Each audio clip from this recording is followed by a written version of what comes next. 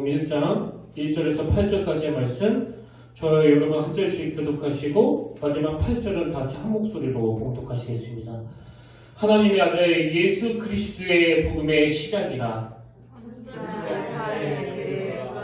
내가 내 사랑을 내 앞에 보내노니 그가 내게 준비하리라. 광야에 외치는 자의 소리가 있어 이르되 너희는 주의 길을 준비하라. 그의 오실 길을 곱게 하라. 기록된 것과 같이 세례요한이 광야에 이르러 제사함을 받게 하는 회개의 세례를 선포하니 온 유대 지방과 예루살렘 사람이 다 나아가 자기 죄를 자복하고 요단강에서 그에게 세례를 받더라.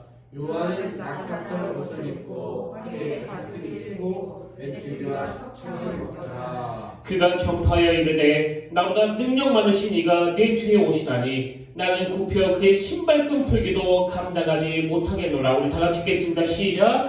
나는 너에게 물로 세례를 베풀었거니와 그는 너에게 성령으로 세례를 베푸시리라. 아멘. 할렐루야. 반갑습니다. 우리 함께 인사 나누기를 원합니다. 참 잘 오셨습니다.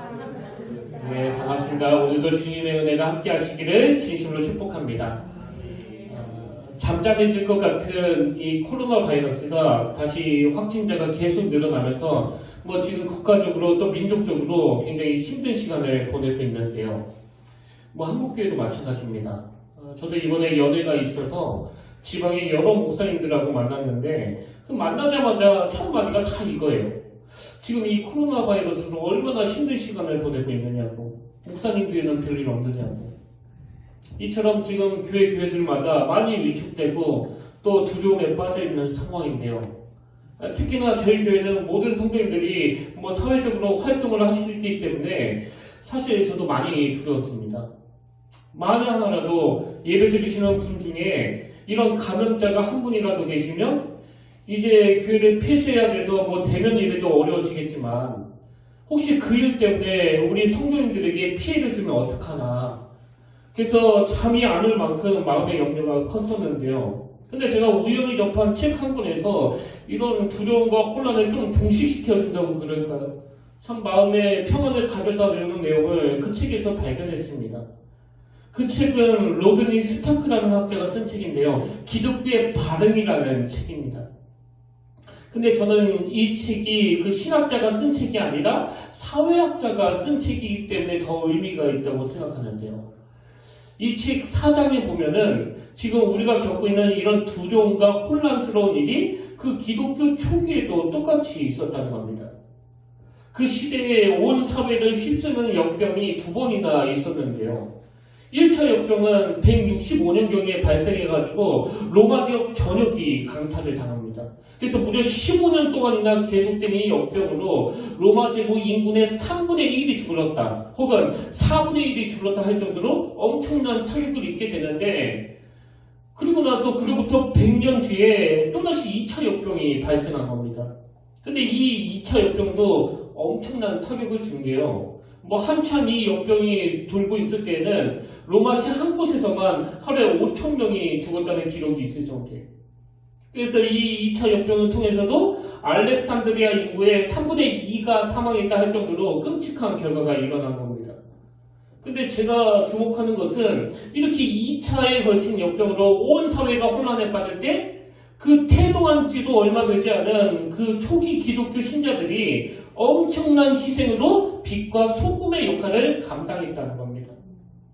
예를 들면은 이제 역병으로 사람들이 막 여기저기에서 죽어나갈 때 그 이교도들이 보인 태도가 디온 이시오스라는 분이 남긴 기록에 나오는데요. 그 글에서 그들의 당황스러움을 느낄 수 있습니다. 자, 한번 들어보십시오.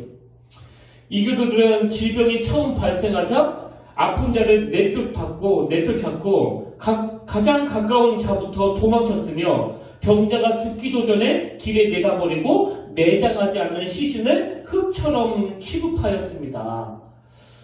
이 역병이 얼마나 그 사람들을 당황하게 만들고 또 혼란을 가져오고 이성을 잃게 만들었는지 딱 이 몇 줄로서 다 파악이 되는 거 아닙니까?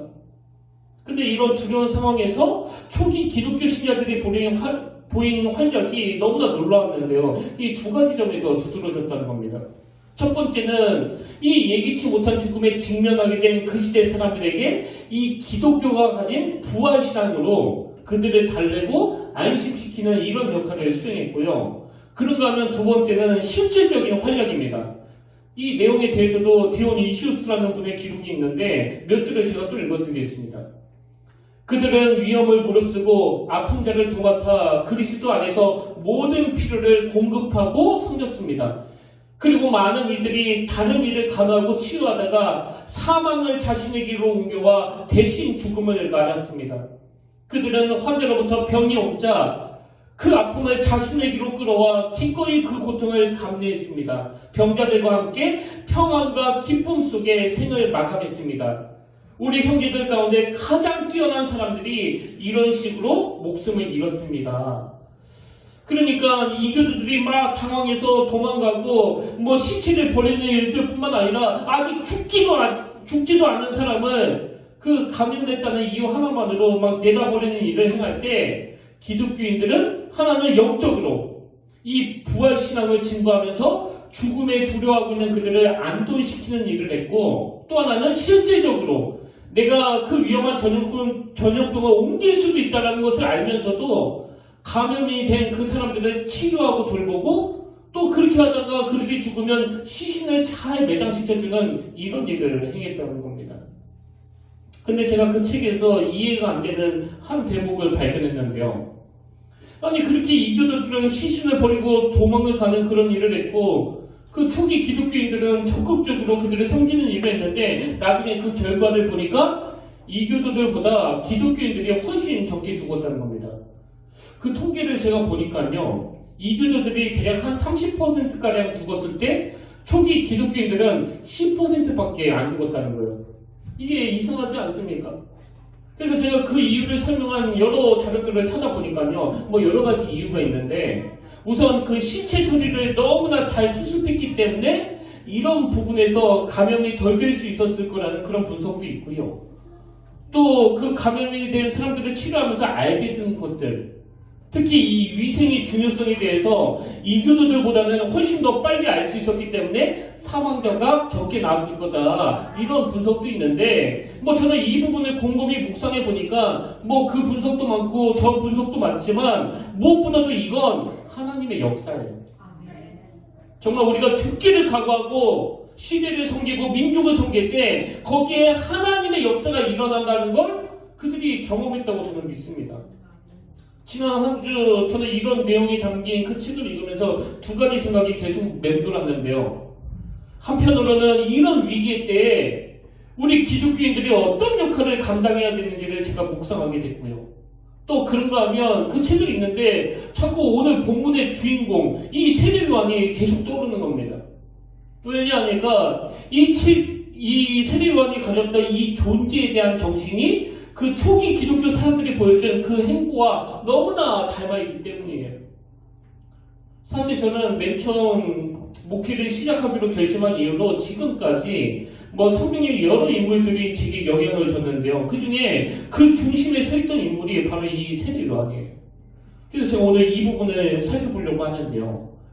먼저 저는 이 마가복음 1장의 구조에서도 굉장히 중요한 의미가 있다고 생각합니다. 지난주에 말씀드리지 않았습니까? 마태, 마가, 누가, 요한복음 이 사복음서 중에서 뭐 마태복음 같은 경우에는 낳고 이렇게 시작을 하고 여러 부대 설명이 많은데 유독 이 마가복음은 너무 거두절미해요. 다른 건 다 생략하고 바로 1절부터 직격탄을 날립니다. 마가복음 1장 1절 하나님의 아들 예수 그리스도의 복음의 시작이라. 다른 거 다 생략하고 바로 복음을 선포하고요. 또 유앙겔리온이라는 단어로 이 복음을 설명한 건 이 마가복음밖에 없습니다.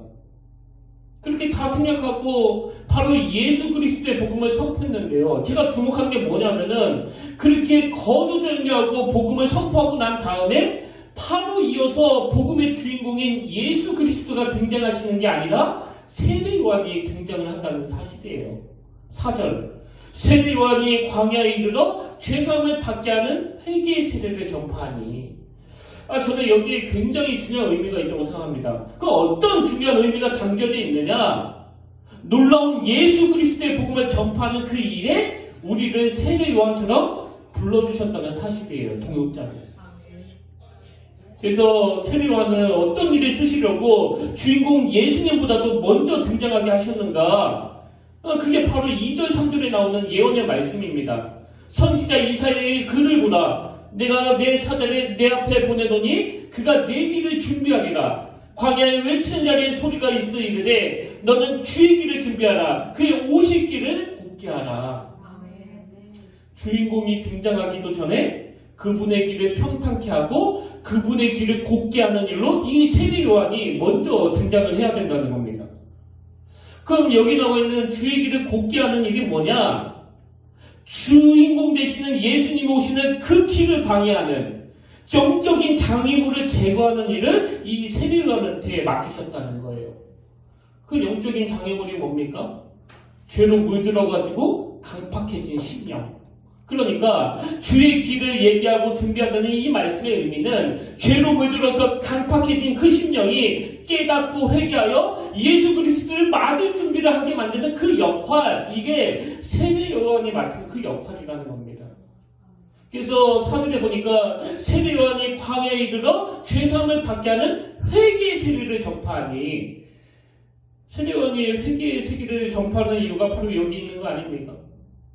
이렇게 마가복음의 복음의 시작에서 세례 요한이라는 한 인간이 맡은 역할이 너무너무 중요한데요. 저는 먼저 그가 한 일 이전에 세례 요한의 존재 의미에 대해서 말씀을 좀 나눠보고 싶습니다. 제가 앞에서도 언급했지만 제가 목회하기로 결단하면서부터 지금까지 이 세례 요한에 관한 이 말씀을 저는 수도 없이 되뇌었습니다. 요한복음 1장 23절 이르되 나는 선지자 이사야의 말과 같이 주의 길을 곱게 하라고 광야에서 외치는 자의 소리로 다 하니라. 이 말씀을 진짜 마음으로 많이 묵상했습니다. 세례 요한은 자기 자신을 광야에서 외치는 소리라고 그렇게 자기 정체성을 드러냈는데 저는 특히 이 말씀의 배경이 너무나 은혜가 되는 거예요. 이 말씀의 배경이 뭐냐면은 사람들이 이제 이 세례 요한의 존재를 점점 우러넣어 보더니 이제는 막 숭배하는 지경에까지 이르니까 이 세례 요한한테 이런 질문을 던지는 겁니다. 19절 20절 유대인들이 예루살렘에서 제사장들과 레위인들을 요한에게 보내어 내가 누구냐 물을 때 요한의 증언이 이러하니라. 요한이 드러내어 말하고 숨기지 아니하니 드러내어 하는 말이 나는 그리스도가 아니라 한데, 사람들이 지금 이 세례 요한의 존재를 점점 크게 여겨가지고 혹시 그가 우리가 기다리고 있는 메시아가 아닌가? 그런 생각을 가지고 다가왔을 때 아주 단호하게 말하는 거예요. 나는 아니라고. 나는 그리스도가 아니라고.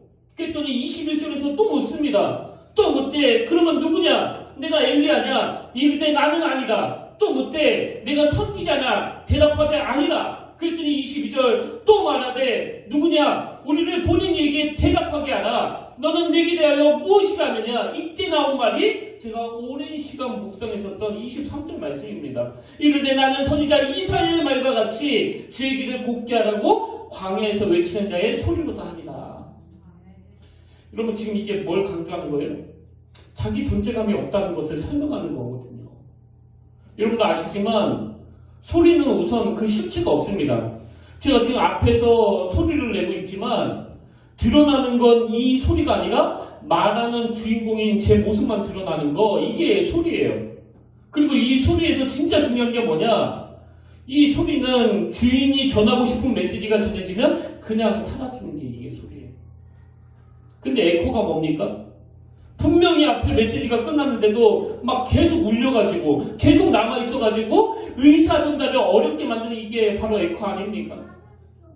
오늘 한국교회 또 한국사회의 역할이 다 끝났는데도 그 존재가 너무나 귀해가지고 계속 남아있겠다고 하는 것들 때문에 이 혼란을 가져다 주는 거 아닙니까?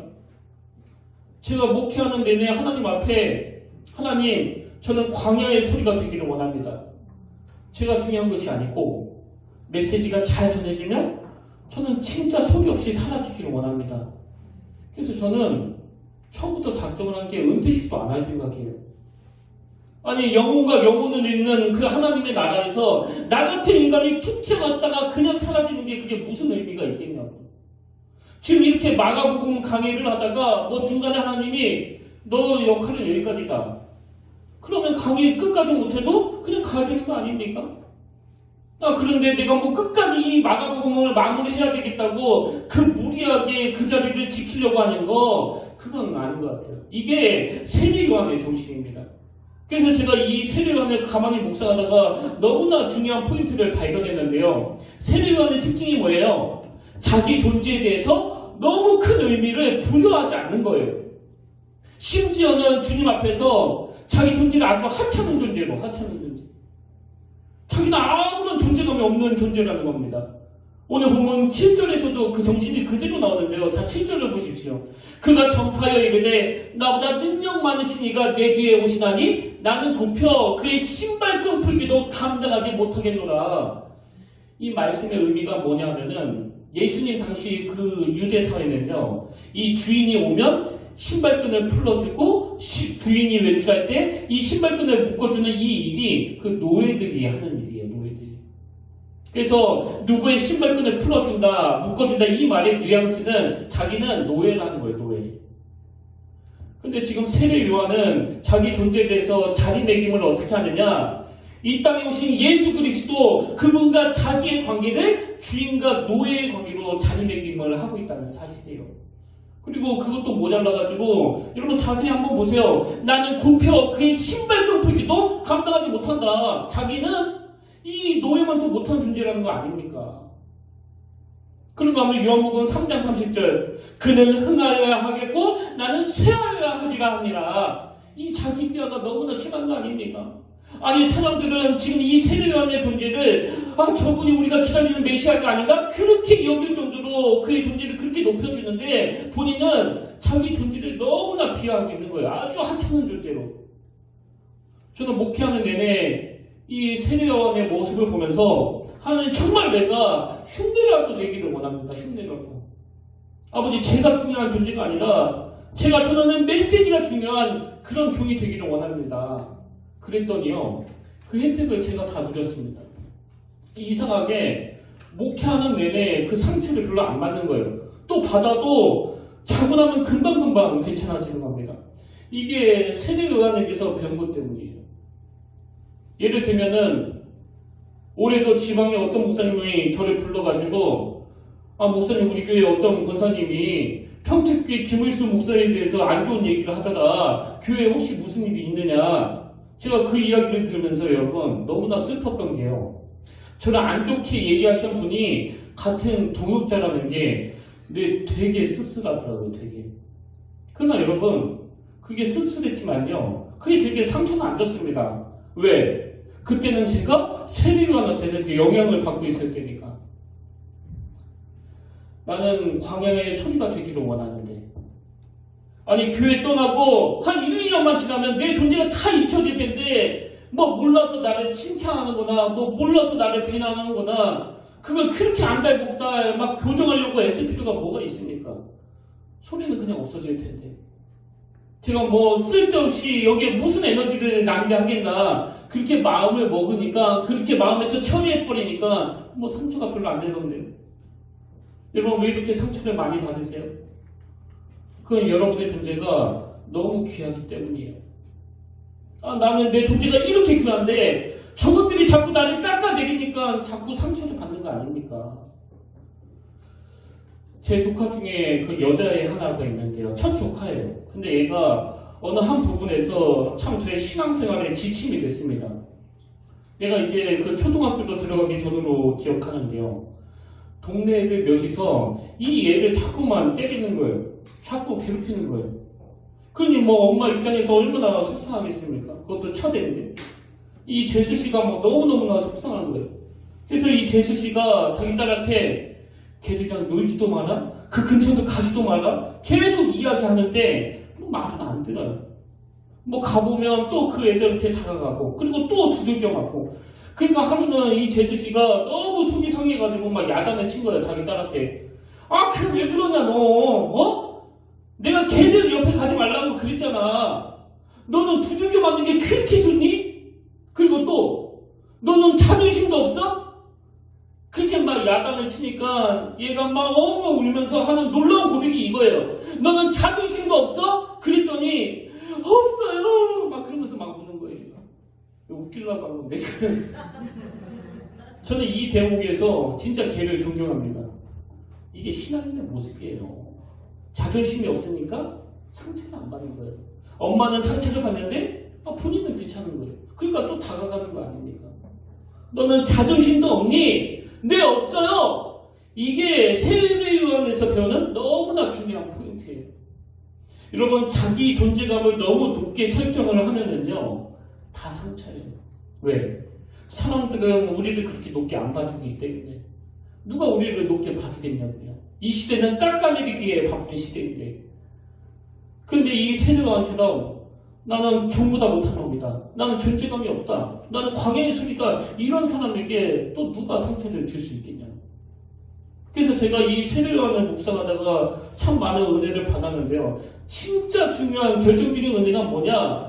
이렇게 세례요한이 자기 존재를 별로 중요하지 않는 하찮은 존재로 인식을 하니까 거기에 두 가지 열매가 나타났더라는 겁니다. 어떤 열매가 나타나느냐? 첫째로 세례요한이 자기 존재에 대해서 의미를 부여하지 않으니까 하나님께서는 그가 전하는 메시지에 무게감을 더해 주시는 겁니다. 본문 5절을 보십시오. 온 유대 지방과 예루살렘 사람이 다 나아가 자기 자리를 잘복하고 요단강에서 그에게 세례를 받더라. 여러분, 세례 요한이 이렇게 우리처럼 지하철도 잘 되어 있고 교통도 잘 되어 있고 그런 데서 활약하신 분이 아니잖아요. 세례 요한은 광야에서 활약한 분이에요. 그런데 원근 각처에서 막 사람들이 몰려오는 겁니다. 그리고 그것만이 다가 아니고요. 그의 메시지가 얼마나 강력했는지 자, 누가복음 3장 7절 8절을 보십시오. 요한이 세례받으러 나오는 무리에게 이르되 독사의 자식들아 누가 너에게 일러 장차올 진노를 피하라 하더냐. 그러므로 회개에 합당한 열매를 맺고 속으로 아브라함이 우리 조상이라 말하지 말라. 우리 조상이라 말하지 말라. 성경에 이런 직격탄을 날리는 구절이 몇 안 됩니다. 저도 사역 시작하고 초반에는 우리 청년부 애들한테 교회에 성경책 안 가지고 올 거면 임원 다 그만두라고 막 그렇게 직격탄을 날린 적은 있지만 한 번도 내가 청년들한테 또 성도님들한테 이 독사의 자식들아 이렇게 말한 적은 단 한 번도 없습니다. 그렇게 말하면 바로 맞아 죽어요. 근데 세례 요한은 이 독사의 자식들아 바로 이 직격탄을 날리는 이것도 놀라운데 더 놀라운 건 뭐냐? 그런 모독적인 소리를 들은 군중들의 반응이에요. 독사의 자식이라는 이런 소리를 들은 사람들의 반응이 이렇습니다. 10절 무리가 물어 이르되 그러면 우리가 무엇을 하리까? 이게 메시지의 강력함 아닙니까? 12절에도 세리를 받고자 하여 와서 이르되 선생이여 우리는 무엇을 하리까 하며 13절 군인들도 물어 이르되 우리는 무엇을 하리까 하며 지금 강단의 힘이 다 빠졌다고 그러잖아요. 지금 강단의 메시지가 힘을 잃었다고 그러잖아요. 저 같은 목사들이 이게 무슨 말을 하든지 그 말에 무게감이 없는 시대라고 그러잖아요. 이게 참 슬픈데요. 여러분 이 위기를 회복하는 진짜 중요한 포인트가 뭐예요? 목사들의 그 존재감을 자꾸 죽이는 거예요. 내 존재감을 죽이는 겁니다. 나는 하찮은 사람. 나는 별로 중요하지 않는 사람. 내 존재감이 죽으면 강단에서 제가 전하는 메시지가 살아나게 될 줄로 믿습니다. 이게 본문에서 제가 발견한 너무나 중요한 진리고요. 그러니까 두 번째로 세례요한이 자기 스스로의 존재를 하찮게 여기니까 어떤 역사가 일어나느냐. 두 번째 열매가 이겁니다. 스스로가 하찮은 존재로 여기니까 예수 그리스도께서 주님께서 그를 큰 자라고 인정해 주시는 겁니다.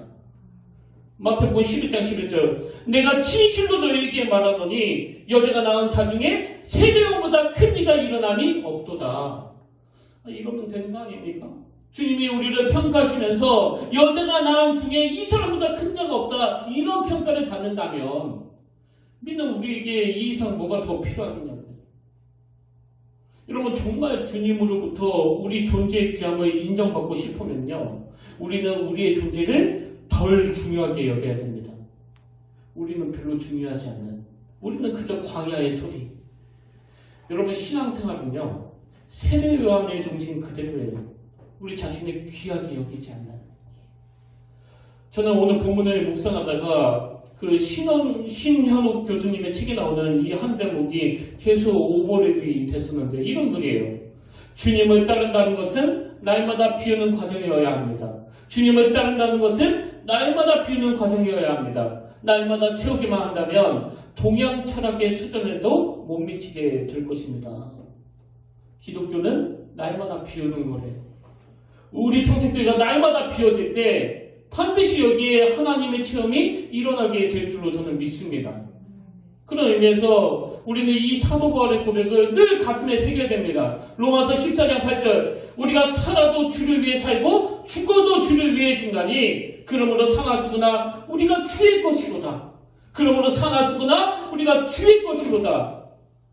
담임 목사님 저는 그저 광야의 소유들이기 때문에 내 존재는 하나도 중요하지 않고 오직 주의 복음이 드러나는 그 일만이 소중하다는 이 정신이 회복이 될 때에 사도 바울이 말한 것처럼 우리가 살아도 주를 위해서 살 수 있고 죽어도 주를 위해서 죽을 수 있고 그러므로 사나 죽으나 우리가 주의 것이로다. 그 하나님이 내 아버지가 되시다는 그 확신이 다시 생겨나게 될 줄로 믿습니다. 그런 의미에서 저는 신앙생활을 하는 우리가 이 땅에서의 삶 내내 던져야 되는 두 가지 질문이 있다고 생각하는데요. 참 우리가 점검해야 될 두 가지 질문 중에 그 첫 번째 질문이 뭐냐? 내 삶에는 어떤 대가를 바라지 않는 희생정신이 바탕에 깔려 있는가? 이 질문을 계속 던져야 한다는 사실입니다. 오늘 본문에 보면은 세례 요한이 했던 일에 대해서 반복적으로 사용된 두 가지 표현이 있는데 먼저 4절을 보십시오. 세례 요한이 광야에 이르러 죄사함을 받지 않은 회개의 세례를 전파하니 여기 전파하니가 나오고요. 또 7절입니다. 그가 전파하여 이르되 여기에도 전파하니가 나옵니다. 그가 전파하여 이르되 나보다 능력 많으시니가 내 뒤에 오시나니 나는 굽혀 그의 신발끈풀기도 감당하지 못하겠노라. 이렇게 두 차례에 거쳐서 전파하니 또 전파하여 이르되 이런 표현으로 지금 세례 요한은 메시아 되신 예수 그리스도의 앞길을 준비하고 또 그분이 오실 길을 곱게 하는 역할을 최선을 다하여 감당했다. 그래서 이 세례 요한은 신실하게 하나님이 맡겨주신 사명을 감당했던 인물로 지금까지 평가를 받고 있는데요. 근데 저는 이런 생각을 합니다. 세례 요한이 전파하여 또 전파하여 이르되 이처럼 그가 신실하게 전파했다는 이것도 중요하지만 저는 세례 요한의 삶에서 가장 크고 가장 숭고하고 가장 중요한 일은 그의 순교라고 생각합니다. 마태복음 14장 10절 사람을 보내어 옥에서 요한의 목을 베어 평생 타협하지 아니하고 예수 그리스도와 하나님의 복음을 선포하는 일을 양보하지 않고 해냈던 그 결과물이 바로 그의 순교 아닙니까? 사실 이 세례 요한의 순교는요, 제가 이 평택교회에 오고 난 이후에 정말 큰 영향을 미친 사건이에요. 예를 들면 이런 겁니다. 제가 이 평택교회에 오고 나서 여러분 앞에서는 하나님이 우리 평택교회를 다시 세워줄 줄로 믿습니다. 그렇게 선포를 했지만요. 사실 저는 진짜 두려웠습니다. 약 2년 동안 말로도 할 수 없이 두려웠습니다. 그리고 딱 현실을 보면 제가 너무나 위축이 되는 거예요. 제가 왜 두려웠는가 하니까 아무리 생각해도 매월 내야 되는 이자를 제가 감당하지 못할 것 같은 거예요. 무슨 수로 관리비까지 260만 원이나 되는 그 비용을 내가 낼 수 있겠는가, 이런 생각이 저를 너무너무 두렵게 만들었습니다. 생각이 그렇게 경직이 되니까 아무 생각도 안 나더라고요. 그런 두려움에 빠졌던 어느 날이라고 저는 기억을 하는데요. 새벽이었습니다. 하나님께서 저에게 뚜렷한 메시지 하나를 주신 거예요. 그 메시지가 뭐냐니까 네가 나의 종이라는 것을 그냥 신용이 아니라 진짜 진심으로 이 교회를 세우는 일에 사력을 다했음에도 불구하고 결국 그 일이 잘 안 돼가지고 그래서 네가 성도들로부터 막 비난을 당하고 심지어 어차피 되지도 않는 거 가지고 왜 떠들어 대느냐는 그런 소리를 평생 듣는 이런 일이 일어난다고 한다면 거기까지가 네가 감당해야 될 몫이다. 제가 그 하나님의 메시지 받고 그 새벽에 진짜 많이 울었습니다. 하나님의 메시지는 뭡니까? 희생 없이는 이 일이 불가능하다는 거예요. 참 부끄럽지만요. 저는 그때까지 진짜 욕먹기 싫었거든요. 어떻게 해서든지 내가 이 일을 이루어내가지고 꼭 성공을 해야 되겠다는, 그래서 그런 비난을 받는 자리에 빠지지 않겠다는 이런 생각에 빠져 있으니까 너무너무 경직이 되고 또 경직이 되니까 아무 생각이 안 나는 겁니다. 그래서 그날 바로 하나님께 눈물로 드린 약속이 이거예요. 하나님, 내 평생에 이 평택교를 세우지 못한 일로 인하여 죽을 때까지 내가 비난을 당하고 욕을 얻어먹는 이 일이 제 몫이라면 아버지, 제가 그 일을 피하지 않겠습니다. 여러분, 제가 하나님께 이런 약속을 드리게 된 제 생각의 발상이 뭐예요? 어떻게 해서든지 나는 욕먹지 않겠다는 이 얄팍한 생각에 사로잡혀있던 저에게 하나님은 이 세례 요한을 통하여 그가 전파여 이르되라는 두 번에 걸친 이 메시지보다 더 중요한 건 하나님은 저에게 어떤 대가도 발휘하지 않는 그 순교하는 그 자리까지, 욕을 얻어먹는 그 자리까지 제가 감당하기 원하신다는 것을 제가 깨닫게 된 거예요. 그렇게 제가 하나님의 말씀을 깨닫고 나온 다음부터는요, 놀랍게도 그 경직이 풀어지더라고요. 그래서 이 평택교회가 뭐 하나님의 뜻 가운데서 잘 세워지거나 아니면 제가 기쁘게 이 자리를 떠나거나 뭐 이 둘 중에 하나로 딱 정리가 되니까 제 마음이 평안해지는 거 아닙니까? 사실 이 세례요한의 그 존재 자체가요, 바로 희생이에요, 희생. 세례요한의 집안은 대대로 내려오는 제사장 집안 그 아닙니까? 그의 아버지 사가랴도 제사장이에요. 그러니까 이 세례요한은 가만히 있었으면 제사장으로 안정된 삶, 존경받는 삶을 살 수 있었던 인물입니다. 그랬던 그가 미련 없이 자기가 누릴 수 있는 모든 기득권을 다 포기하고 십자가의 길, 순교하는 그 길로 걸어갈 수 있었던 건 그의 삶 자체가 어떤 대가도 바라지 않는 희생을 바탕으로 한 삶이었기 때문이고, 그러기 때문에 그의 메시지에 힘이 실릴 수 있었던 거라고 저는 생각합니다. 그리고 보면 예수님의 삶 자체도 희생 아닙니까? 제가 어느 글에 보니까요, 예수님의 삶을 이렇게 요약했더라고요. 그리스도의 시작은 말 구유였으며 그 끝은 십자가였다. 그리스도의 시작은 겸손과 낮아짐이었으며, 지금 말 구유를 이렇게 표현한 거 아닙니까? 그리스도의 시작은 겸손과 낮아짐이었으며 그 끝은 희생과 헌신이었다. 이건 십자가를 말하는 거 아닙니까? 이게 우리의 주인 되시는 그분이 걸어가신 그 길이에요. 그래서 우리가 기억해야 될 게 뭐냐? 여러분, 기독교는요, 희생의 종교입니다. 그리고 기독교는 이런 희생을 통해서 부활의 영광을 맛보는 종교예요. 그냥 죽은 신용만 하고 있는다면 그 부활을 어떻게 경험할 수 있겠냐고요. 죽은 신용인데. 제가 아까 그 역병으로 수많은 사람들이 죽어나갈 때 그 초대교회 기독교인들이 그 시체를 통해 감염될 걸 두려워하지 않고 그렇게 헌신을 섬겼더니 오히려 나중에 통계를 보니까 그렇게 섬긴 기독교인들이 덜 죽었더라. 이게 바로 복음의 정신 아닙니까? 이런 점에서 저는 오늘 여러분에게 진지하게 질문을 드립니다. 오늘 여러분은 예수 그리스도의 복음을 위해서 어떤 희생을 감수하고 계시나요? 오늘 여러분은 하나님의 자녀로서 주의 길을 예비하는 그 일에 어떤 희생을 감당하고 계십니까? 정말 우리 그리스도인들이 이 땅을 살아가면서 하나님 앞에 주의 길을 예비하는 그 일에 내가 어떤 애를 썼는지를 보여드릴 때 저는 이것이 복음을 증거하는 도구가 되고 재료가 될 줄로 믿습니다. 그러면 우리가 계속 점검해야 될 한 가지 질문이 더 있는데요. 두 번째 질문이 뭐냐? 이것이 가능하도록, 이것이 뭡니까? 대가를 바라지 않는 희생정신을 구현하는 이 일이 가능하도록 내 안에서 자기 본능과의 싸움이 계속되고 있는가? 이 질문을 계속 던지셔야 됩니다. 마태복음 11장에 보면은 이 세례요한이 예수님을 오해하는 부분이 나오는데요. 자, 11장 2절과 3절을 보십시오. 요한이 옥에서 그리스도께서 하신 일을 듣고 제자들을 보내어 예수께 여짜오되 오실 그이가 당신이 오리이까 우리가 다른 일을 기다리오리이까. 여기 보면 이 세례요한도 오실 메시아에 대해서 정확하게 알지 못했다는 것을 알 수 있는 거 아닙니까? 그래서 사람을 보내가지고 예수님께 이런 질문을 던지는 걸 볼 수가 있는데요. 저는 이런 세례요한의 모습을 보면서 안도하는 게 뭐냐?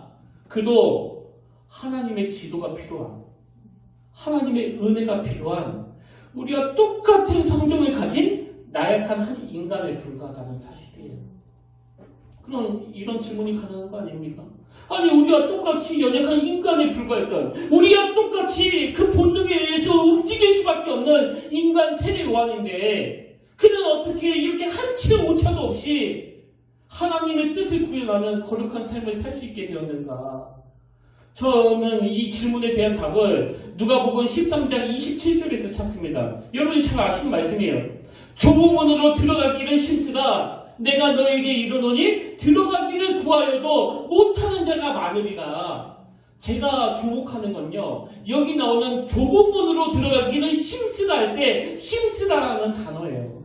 이 힘쓰라는 단어는 헬라어로 투쟁하다, 싸우다 이런 뜻을 가진 단어거든요. 무슨 뜻입니까? 우리는 다 본능을 가진 인간이에요. 그래서 내버려두면 평안한 길, 큰 길로 가고 싶은 거 아닙니까? 내버려두면 박수 받는 길, 내버려두면 인정받는 길로 가고 싶은 거 아닙니까? 그렇기 때문에 내 본능과 투쟁해야 된다는 거예요. 싸워야 된다는 겁니다. 그래서 사도 바울이 그 로마서 7장에서 철저하게 고백하는 게 이거 아닙니까? 투쟁하되 싸우되 우리를 사랑하시는 예수 그리스도의 그 사랑의 확신을 가지고 우리가 투쟁해야 된다. 싸워야 된다. 그래서 우리는 이 마태복음 16장 24절 말씀을 늘 묵상해야 해요. 이에 예수께서 제자들에게 이르시되 누구든지 나를 따라오려거든 자기를 부인하고 자기 십자가를 지고 나를 따를 것이니라. 오늘 교수님의 설명을 들어보니까 여기 나오는 자기를 부인하고라는 이 말의 의미는 자기 욕심을 앞세우지 않고 하나님의 뜻을 먼저 구하는 하나님 중심적인 삶의 태도를 말한다. 이 내용이 제 마음에 너무 와닿았습니다. 뭐 그냥 내 혈기로 십자가 지는 게 아니에요. 정말 주님이 원하시는 내 몫의 십자가를 감당하기 위해서는 자기 욕심을 앞세우지 않고 하나님의 뜻을 구하고 하나님 중심적인 삶의 태도를 회복해야 된다는 것. 그래서 갈라디아서 5장 24절 그리스도 예수의 사람들은 육체와 함께 그 정욕과 탐심을 십자가에 못 박았느니라. 바로 이 말씀이야말로 우리가 어떤 대가도 바라지 않는 희생정신을 구현할 수 있도록 내 안에 있는 그 본능과 싸워나가기를 원하는데 그 싸움에서 이길 힘을 주시는 게 바로 이 십자가라는 것을 늘 우리가 인식해야 된다는 그 이야기 아닙니까? 근데 여기서 한 가지요. 이렇게 우리가 우리 내면의 본능과 싸워야 되는데요. 그 과정에서 우리가 세워야 될 기준이 하나 있습니다. 그게 오늘 본문 마가복음 1장 3절에 나오는데요. 제가 3절과 4절에 연속해서 읽어보겠습니다.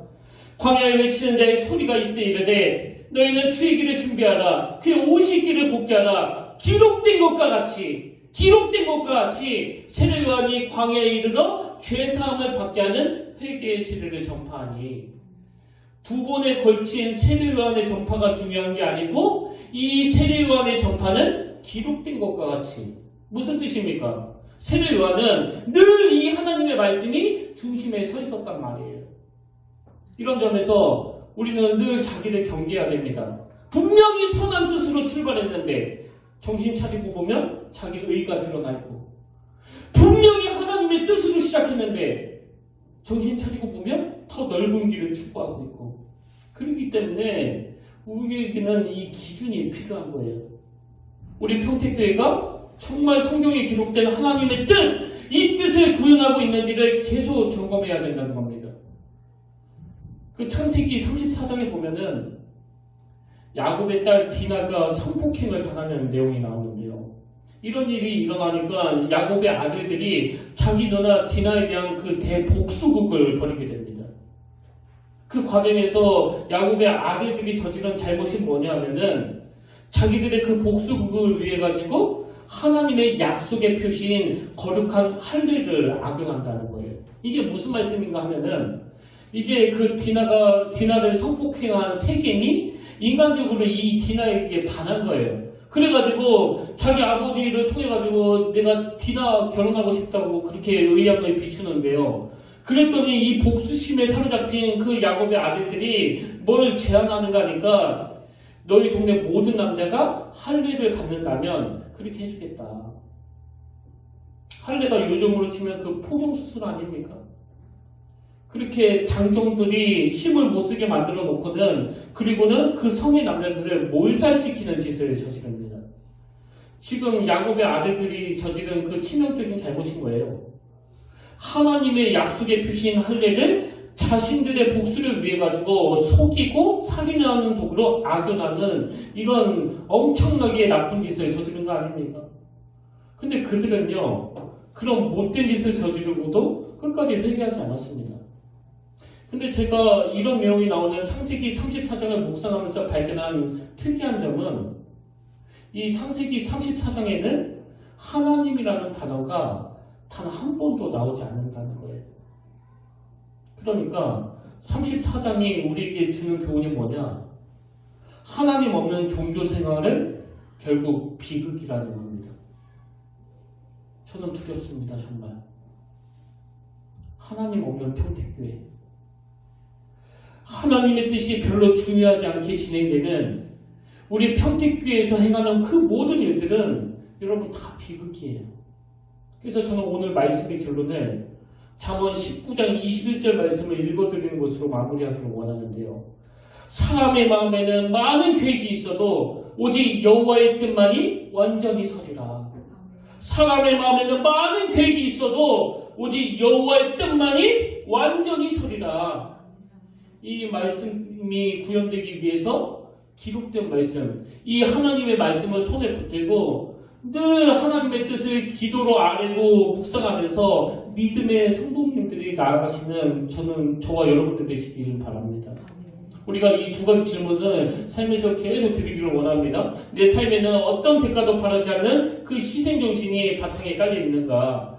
그리고 이것이 가능하도록 내 안에서 늘 내 본능과 싸움이 계속되고 있는가? 그리고 더 중요한 거, 이 싸움에 승리하기 위해서 이 말씀이 기준이 되고 있는가?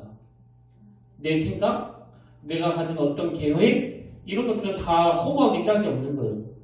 늘 말씀이 내 삶의 중심에 서 있게 하기 위해서 무엇보다도 중요한 거, 우리를 너무나 사랑하시는 혼란의 자리에 빠뜨리지 아니하실 그 신실한 하나님을 신뢰하고 의지하면서 그분이 주시는 힘으로 주의 길을 예비하는 저와 여러분들 되시기를 주님 이름으로 축원합니다.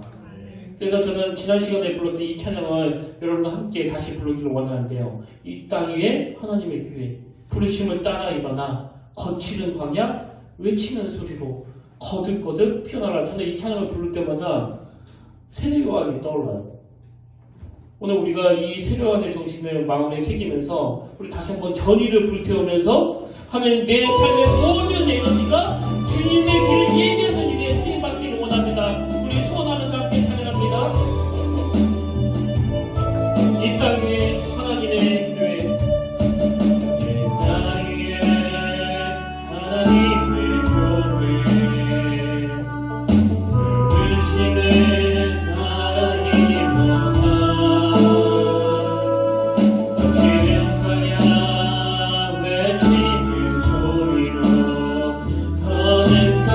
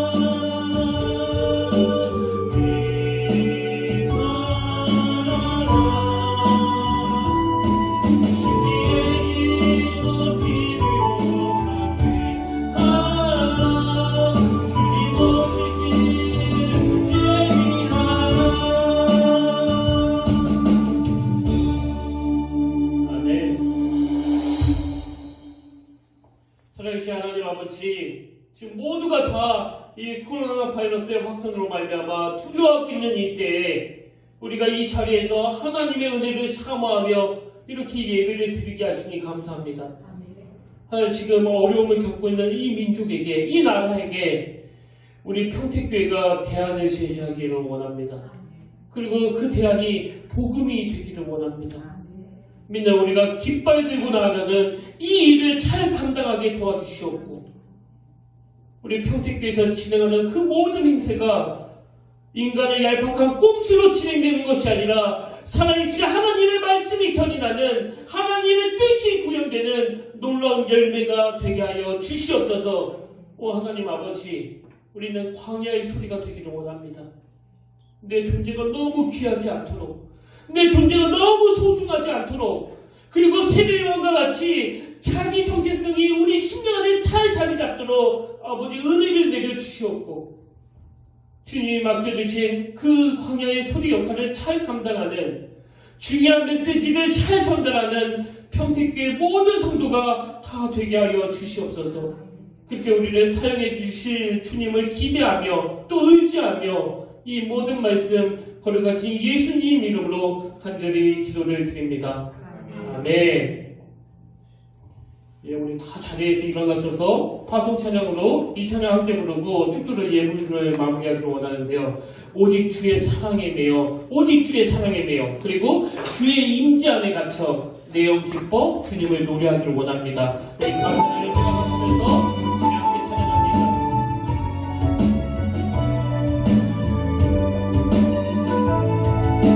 오직 주의 사랑에 매여,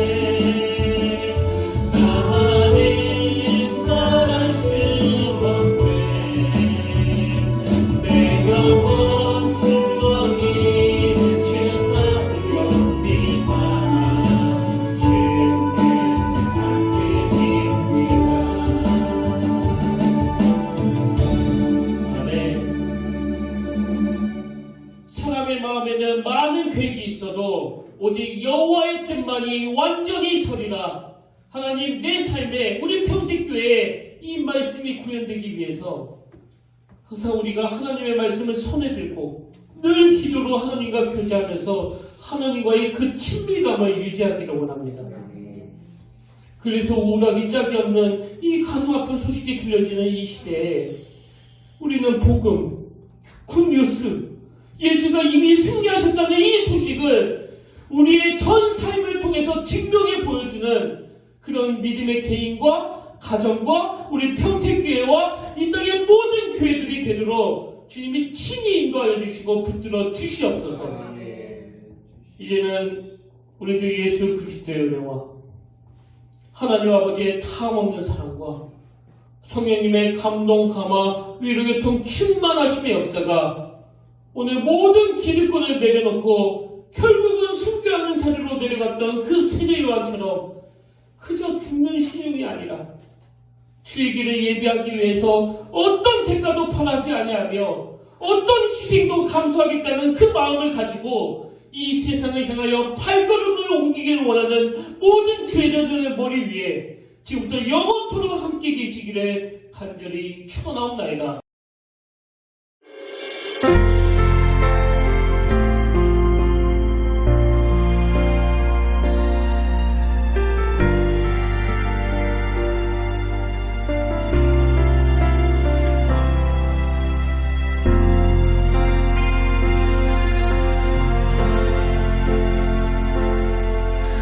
지금 서 있는 이곳에서 높임을 받으소서. 내가 밟는 땅 주님의 땅이니 하늘